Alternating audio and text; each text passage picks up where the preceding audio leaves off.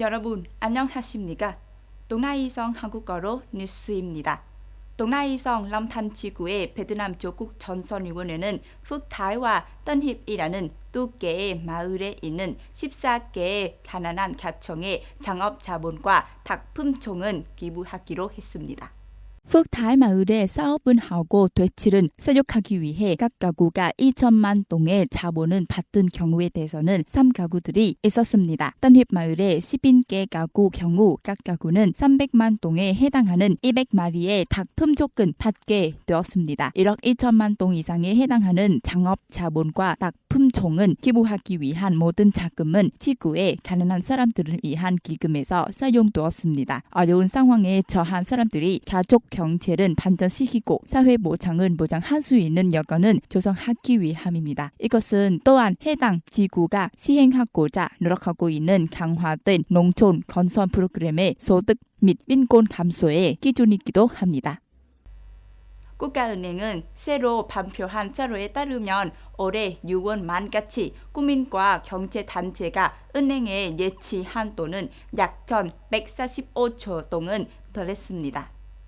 이 중 경제단체가 은행에 예치한 돈은 580조 동 이상으로 200조 동은 증가했던 2021년 말보다 3.6% 이상 증가 수준에 해당하는 수치입니다. 6월 말까지 국민이 은행에 예치한 돈은 약 560조 동으로 2021년 말 대비 6% 이상 증가했습니다. 따라서 사람들은 올해 첫 6개월 동안 은행에 310조 동 이상은 예치했습니다. 최근 몇 년 동안 증권과 부동산 등 투자 경로가 요동쳤다는 사실이 시스템으로의 강력한 현금 흐름의 원인으로 여겨집니다. 또한 지속적으로 증가하는 예금 금리는 경제 기관과 사람들에게 돈 예치를 더욱 매력적이게 만들었습니다. 관세 정국이 발표한 자료에 따르면 8월 초에 총 수출액은 300억 달러를 넘어섰다고 합니다.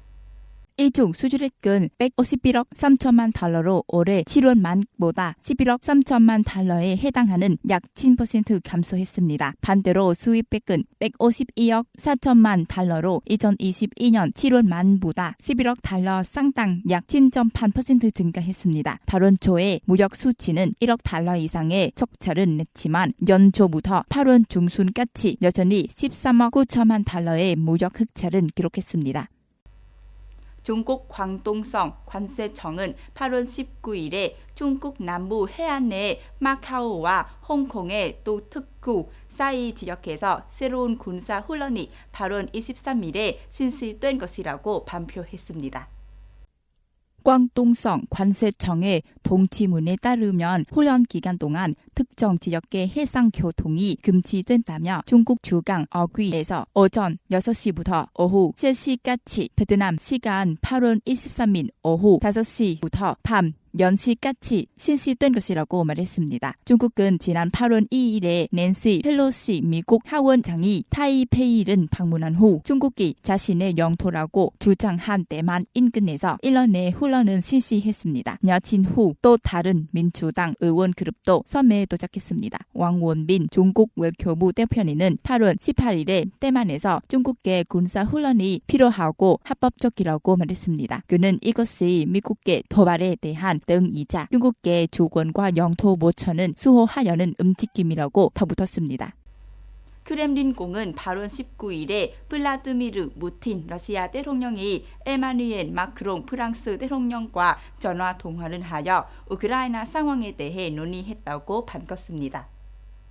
크렘린궁의 서명에 따르면 푸틴 대통령은 자포리치아 원자력 발전소에 대한 1년 내 세계적인 폭격기 전 세계의 방사능 오염 위험은 수반하는 대규모 재난은 초래할 수 있다고 말했습니다. 양국 정상은 신태를 파악하기 위해 이 발전소에 국제원자력기구 IAEA의 사찬단은 조속히 배치하는 것이 중요하다고 강조했습니다. 자포리차는 러시아가 통치하는 유럽에서 가장 큰 원자력 발전소입니다. 최근에는 공장 주변에서 많은 군사적 공격이 발생되었습니다. 러시아와 우크라이나는 서로가 공장을 폭격했다고 비난했습니다.